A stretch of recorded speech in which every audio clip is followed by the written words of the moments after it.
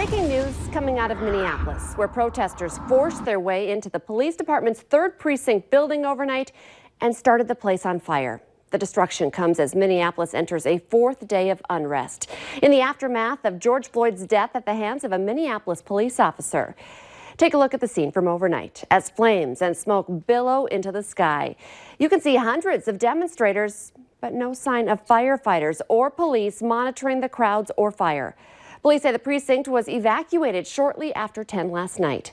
About 90 minutes later, the city was warning people to leave the area, saying the building's gas may have been cut, creating a possible risk for an explosion. Minneapolis Mayor Jacob Frey addressed the city, saying he was the one who made the decision to withdraw officers from the area. The symbolism of a building cannot outweigh the importance of life, of our officers or the public. We could not risk serious injury to anyone. The protests and riots come after 46-year-old George Floyd died after being detained on suspicion of passing a phony $20 bill. The 4 police officers have since been fired and are now the subject of several investigations, including by the FBI and the Justice Department. The Minneapolis National Guard has activated more than 500 soldiers to try and control the situation. Governor Walz also announced just hours ago that he will hold a news conference at 10 this morning to address the growing concern over public safety. Overnight, President Donald Trump tweeted about the protesters, calling them thugs who are dishonoring the memory of George Floyd. He also blamed local leadership for the unrest, threatening to send in the National Guard. The president also wrote, quote, "Any difficulty and we will assume control, but when the looting starts, the shooting starts. Thank you." It's now 4:33. Let's get a check of our Friday morning forecast as we check in with meteorologist Lisa Green. Good morning. On this Friday, we've got some clouds overhead and some cooler temperatures for us. We talked about that cool down yesterday with the wind, and now we're in it at the moment. You can see the gray skies overhead even before that sun is rising here this morning. Starting to see some of those clouds work their way through here this morning. For a while, we'll be kind of dealing with this. Looking at our temperatures right now, it's cool. We're at 41 degrees in Grand Forks. It's 47 in Fargo.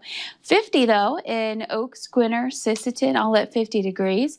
And we're looking at maybe another hour or so of cooling before that sun comes up and we start to see those temperatures rise a little bit. But again, it's going to be a cooler day today. Here's a look at our winds. They're out of the north or northwest. We're seeing wind speeds gusting into the 20s at times, a steady speed of 20 in Fargo, and a gust of 24 in Fergus Falls right now. And here's a look at your radar and satellite map. No rain to show you, but it's a little tough to make out, but we have those clouds working their way through, and that covers a significant portion of the valley. There are some breaks in those clouds right now. And we've got some quieter weather out in western parts of North Dakota this morning. So here's a look at your hour-by-hour planner. We're starting it at 9 a.m. You can see the clouds overhead. We do have the potential for maybe a sprinkle or two, especially in the northern valley and into the east today. Better chances at some sunshine again in the south, with temperatures that will remain cool because of that northwesterly flow. So by the time we get into the afternoon, we're looking at temperatures yet again 50s to some 60s here for today. We're looking at a high of about 68 in Fargo. And then as we move on into the nighttime hours tonight, expect to clear out. And with the cool air in place, that's a concern here for tomorrow morning. Check out our temperatures to start off the day. It will be cool, especially in the northern valley. And we're talking some places that will be dipping into the mid to some upper 30s for your Saturday morning. So if you've got a garden planted or some potted flowers, it might be a good idea just to be careful and cover those up or bring them in, depending on how you've got them planted, to protect them from some frost for tonight and into early Saturday. Southern Valley, there could be some areas also that dip into the upper 30s. As we head into the day tomorrow, expect to see some temperatures that are going to be cool yet again. We'll have some sunshine for your Saturday, though.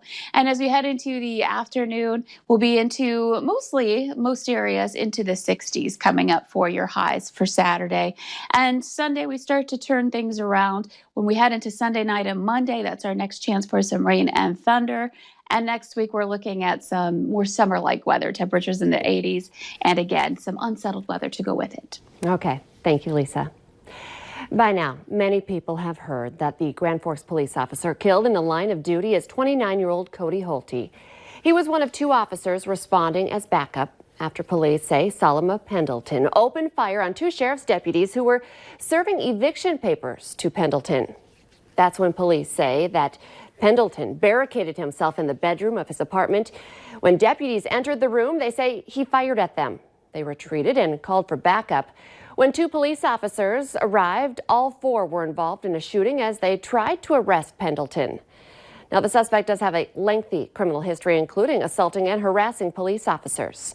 Authorities say despite giving Pendleton many chances to leave, serving eviction papers quickly went south. We weren't there by our own choice. He had his opportunity to leave freely. He was even given an extra day or extra 2 days to vacate the premises. We don't like to do this. It's extremely dangerous, and that's why we went with two officers. Authorities say Grand Forks County Corporal Ron Nord was also involved in the shooting. He was wounded. He was treated and released from the hospital yesterday afternoon. People, as you can imagine, are rallying around a hurting law enforcement community, and one way you can see it is by the growing memorial outside the Grand Forks Police Department headquarters. The Valley Today's Abby Furchner joins us live from Grand Forks this morning with more on the reaction from the community. Good morning, Abby.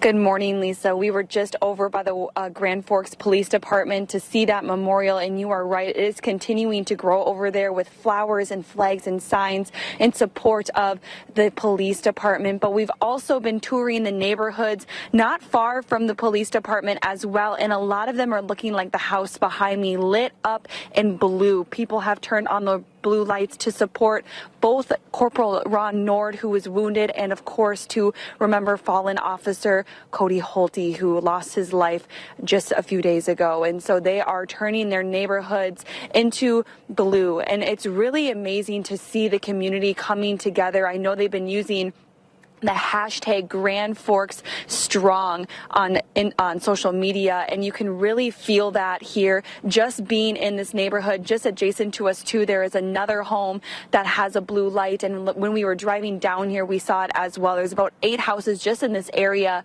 that have those lights on today, and so it's really, like I said, you can feel the community coming together even in the quietness of this morning, and you can see the support that they do have for their police department here. And I know too, yesterday, people from East Grand Forks walked to the Grand Forks Police Department. Over 200 people were swarming that area to show the support and love that they have for their local officers. So you can, like I keep saying, I want to reiterate it as much as I can. You can tell that the community is taking those steps for healing, but want the officers to know that they are thinking of them today and so on.